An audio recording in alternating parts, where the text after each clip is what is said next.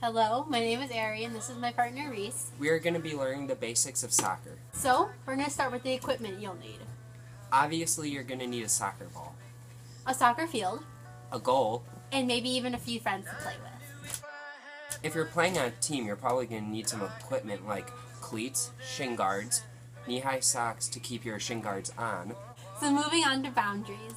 The boundaries are located here, and here, and here. If the ball crosses these lines in any part of the game, the opposite team will throw the ball back into play. The person throwing the ball back into bounds must keep both feet on the ground, 2 hands on the ball at all times, and they cannot be the first one to touch the ball when it is back into play. If the ball goes out here or here, it is either a goal kick that is taken from the corner of the goalie box or from the corner of the pitch, aka the playing field. If the offensive team kicks the ball out on the defensive team's goal line, the goalie for the defending team will kick the ball back into play from the goal box's corner, depending on which side the ball went out of play. If the defending team kicks the ball out on those same lines, the opposing team will take a corner kick, letting their team go inside of the goalie box and try to score. Another rule that is easily forgotten in the heat of the game is offsides. It may even be a bit hard to explain. Taking a quote from worldsoccer.com, a player is in an offside position if he is closer to the goal line than both the ball and the second to last defender. So in shortening, it's when you go past the last defender before the ball hits the ground. Soccer isn't really meant to be a contact sport, but it happens sometimes. When you're penalized for wrongly hurting a player or another team, your fate is in the hands of the referee. The ref can either penalize you with a yellow or red card. Yellow cards are for more minor fouls, such as slide tackling a player and tripping them. Red cards are for more extreme cases, like if you're attempting to head the ball and another player forcefully pushes you out of the way or hurts you just so you won't end up with the ball. Basically, yellow is for accidents, red is for when they see it's on purpose. If a player is given 2 yellow cards, it's game over and it's time to hit the benches for that player. And probably a very heated discussion with your coach. Same with red cards, except It only takes one to ruin your game. exactly. Handballs are a big part of the foul portion of the game as well. Soccer is a foot-handled game, so no use of any part of your arms or shoulders. Handballs don't necessarily even have to touch your hand for it to be considered a handball.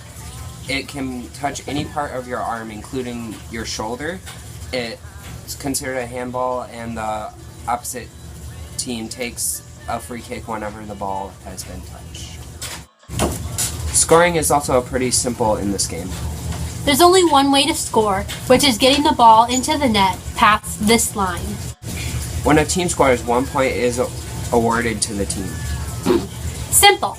Also, there are 2 halves in a game of soccer. Each half is 45 minutes, leading to the whole game being 90 minutes long. Now we can talk more about the simple moves to better improve your game. Dribbling is essential to keep the game going. Dribbling is simple but yet difficult to master.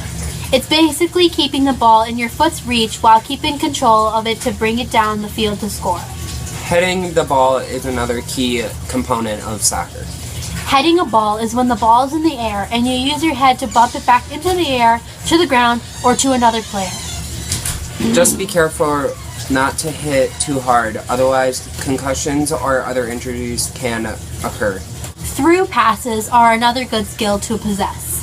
Through passes are when you do a long pass through 2 defenders to one of your teammates, and is a nice plan when you're getting cornered by other players. Short passes are vital as well when it comes to the game. Short passes aren't hard to understand. It's quite literally doing short, firm passes to your teammates. A way to improve your game is playing as a team. Soccer is a hard sport to play by yourself, so you need to trust and rely on your team.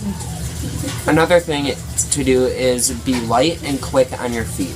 People aren't scared to ram into you and steal the ball. Also, be first to the ball. That's very important. You gotta be first, otherwise your team's gonna lose the ball.